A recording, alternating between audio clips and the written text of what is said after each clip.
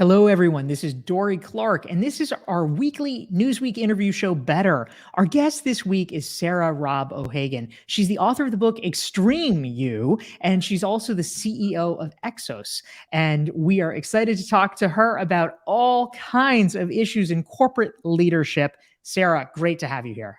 Awesome to be here, Dory. Very excited.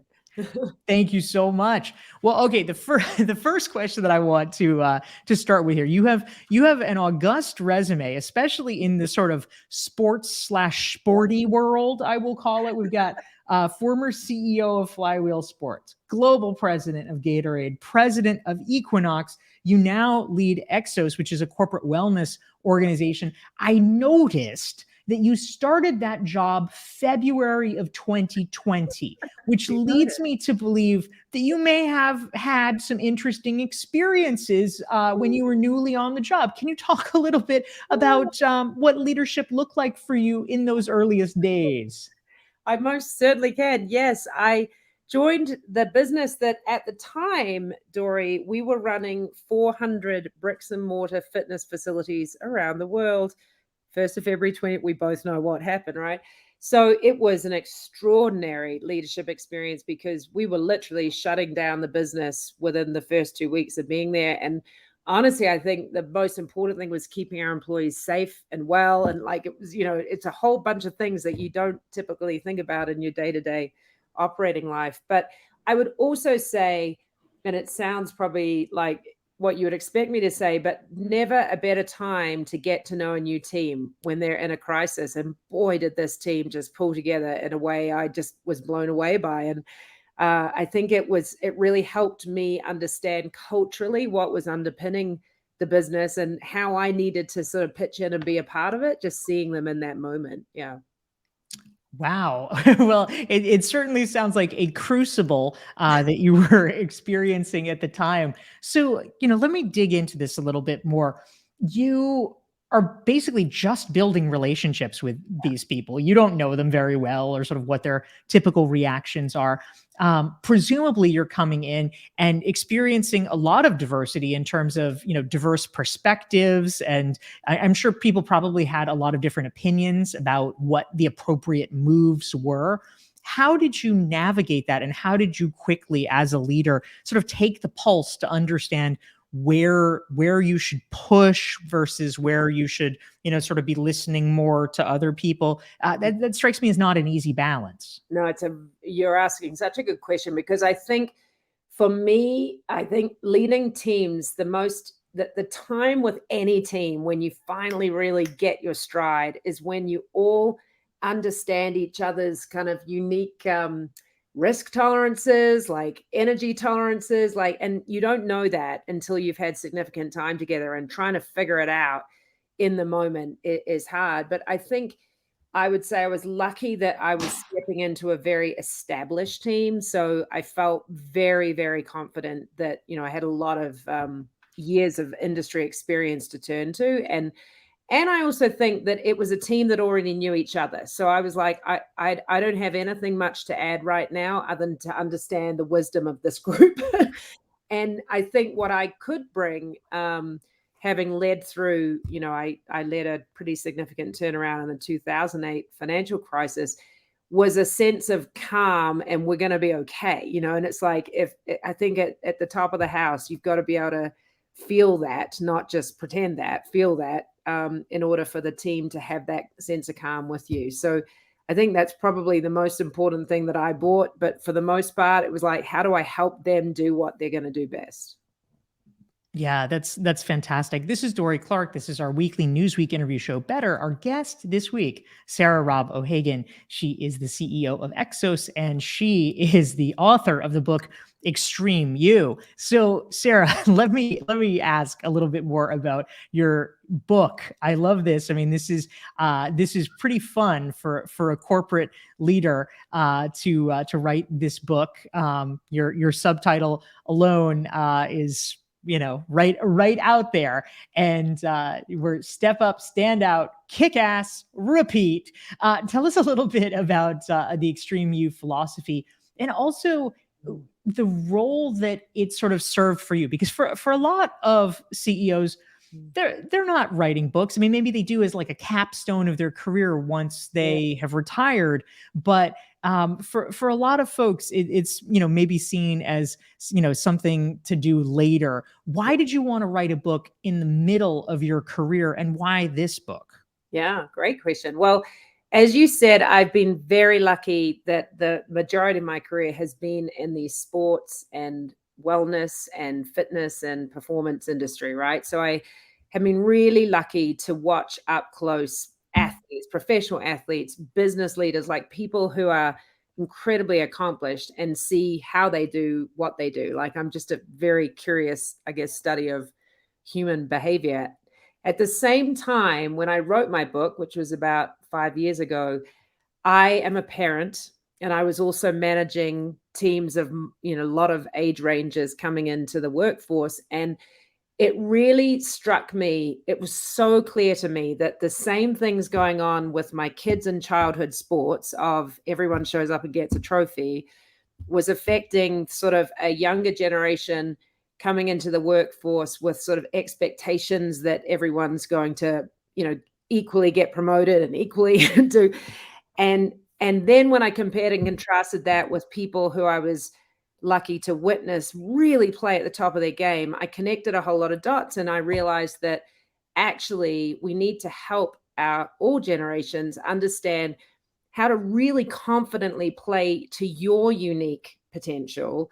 And that means, by the way, equally understanding where you suck as where you're good, right? So for me, through my career, I had learned along the way that when you try to sort of make it look like you can do everything in the spirit of trying to do well or get promoted, you are not going to be as effective as when you walk in the door and say, hey, I'm really good at these three things, not so good at this. This is where I could use support or a teammate or whatever. And so that was what led me to wanting to write the book. I was just so curious about that. How do you bridge that gap and sort of provide a little bit of a roadmap for people to really explore the best of themselves? And I think the last thing I would say is the big learning I got from all of it, in a nutshell, was what we now talk a lot about in terms of diversity, equity, and inclusion. And that is that we do our best work and we play our best game when we're just authentically true to ourselves. And I definitely had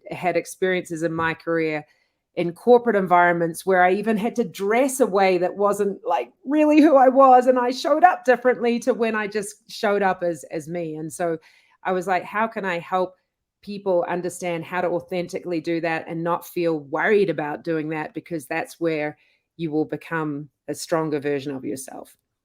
That's great. That's really interesting. We're here with Sarah Robb O'Hagan. She's the author of Extreme You. Now, Sarah, one of the ways that I thought was interesting that you defined Extreme You is living at the edge of your own potential. And I'm curious, can you tell us a little bit more? How do we identify that? How do we know what our potential is? Yeah. I think most people would like to be able to reach it, but how do we even sort of begin to quantify that or understand what that looks like?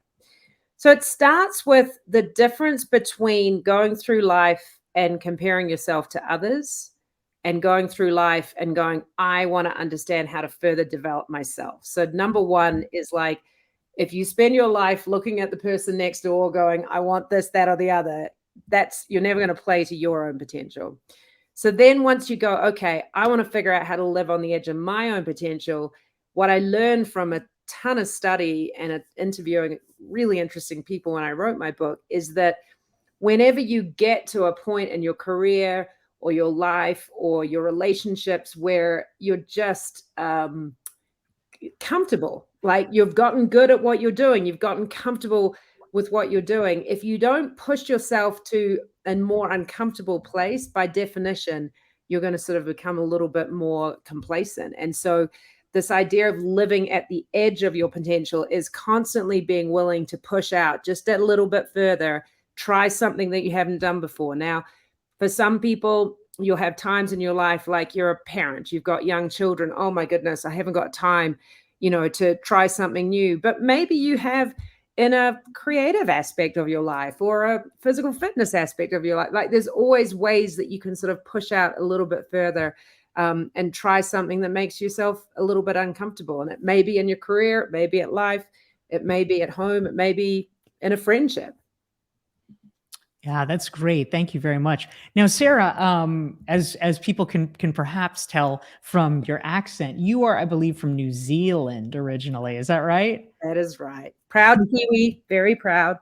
Amazing. So I'm curious. I'd love to hear a little bit more about how you being from another country, a far away country, impacts your perspective on diversity issues. Obviously, diversity looks very different in New Zealand than it does in the United States. You know, there's different topics, different fault lines, different ways that people think about it.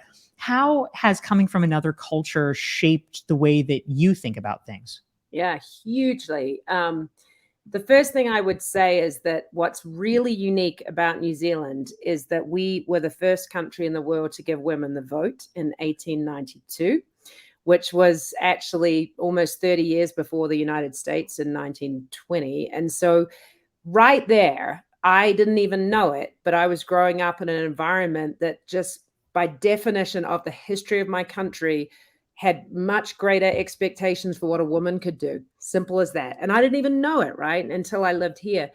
And I remember moving to the United States in my 20s. I'm working in the sports industry and this thing called Title IX. I was like, why would you need something called Title? You know, it was just like a whole different approach. Obviously, I understand deeply now why we need things like Title IX. But I think it, to me, is such a lesson of how the impacts that we have today can, you know, have ripple effects for centuries, not just years, you know, if we can start to move the ball forward. So I do think living in a different country, it does give you a different perspective. I think the other thing, which is really interesting to me, because diversity is so many things, it's also mindset, right? I grew up in a country where we're tiny. We don't expect to win medals at the Olympics. We're always like fighting to just get on the medal stand, you know, whereas here in America, we expect a lot. And therefore, I think that gives you a different mindset. Like I tend to come at things with I'm going to swing really hard. And if I miss, oh, well.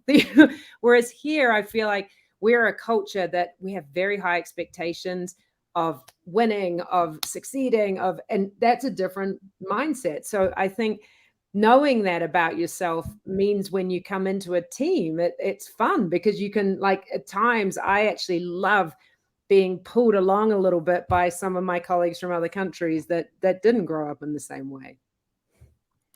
That's fascinating. I love that perspective. Now, you were just talking, Sarah, about the fact that you were coming up in the sort of sports and fitness world, and that's certainly a place that I think, you know, I'd say at least in the last 10 years, you probably have a much better sense than I do, where there's been, in terms of the broader conversation of diversity, a lot of talk about moving away from sort of the previous ideal of, you know, okay, we're only going to feature people who look like Greek gods. That's what we're going to lionize. Everybody needs to aspire to that standard. And perhaps embracing more diversity in terms of, you know, whether it's sort of models and advertising or speaking to people whose fitness goals or at least their ability to actualize their fitness goals Yeah. may differ from the kinds of Olympians that have been lauded in the past. Can you talk a little bit about, you know, sort of that evolution and how and why that's happened? Oh, it is so profound how much it's changed. I can't even tell you because I started my career in marketing and communications and advertising, and absolutely we would cast the best looking, you know, fittest, muscliest person for advertising without a doubt. And you know, I think I think we can credit the younger generations a lot for this shift because it's funny. I am raising three kids. I love watching the way this generation are so much more open minded about what even beauty is, you know, or what aspirational is. And I think it's been wonderful to see it shift. And I actually do think, you know, you're going to continue to see this trend. I don't think we'll ever go backwards. You know, I think it's going to keep moving forward and forward in terms of how can everybody see themselves and celebrate themselves and be confident in themselves. in a way that we didn't, 20, 30 years ago.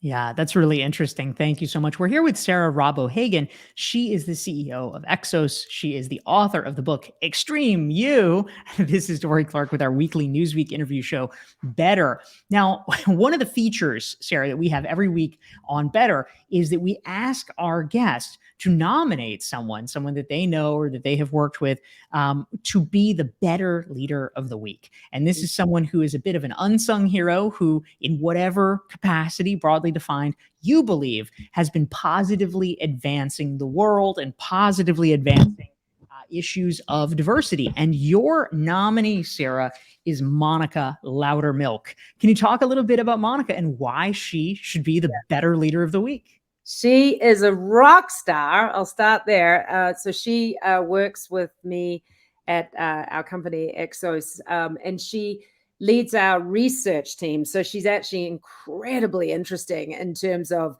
the research into the science of human performance and human improvement. That's what she does for a job. But why I consider her to be such a sort of unsung hero, as you described, within our company, she's someone who just brings so much positivity to every conversation.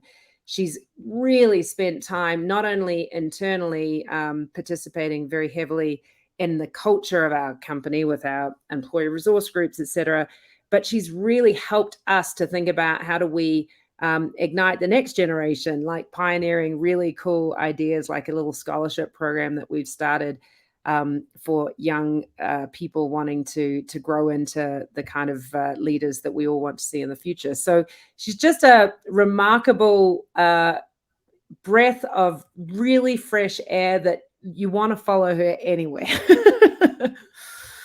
Oh, I love that. Well, that is very cool. Monica, congratulations on being the better leader of the week. That's terrific. Really cool. Now, Sarah, another thing that I was interested in, we've been talking a lot about various aspects of culture and how we're, transmitting culture effectively. Now, I know that at Exos, you have implemented something called the Exos Readiness Culture Code, which is a blueprint that is reimagining corporate culture. Can you talk a little bit about what this is and how you're envisioning this reimagination of corporate culture? 100%. Yeah.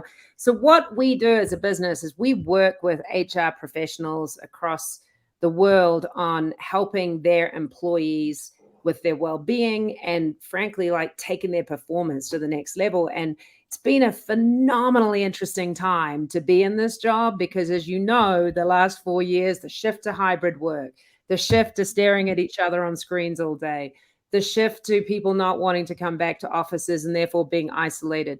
All of these things are causing what we know is a pretty significant crisis around burnout and exhaustion. And so we're very excited to start a lot of research in the last few years on how do we improve the well-being of the end employee in a world of new dynamics, like everything I just described. And we basically codified this, what we're calling a culture code for companies wanting to try and improve it. And it includes everything from actually the 4-day work week, which we're currently researching on our own employees to understand how their well-being, their sense of joy, their productivity has improved over a period of time when they work the 4-day work week.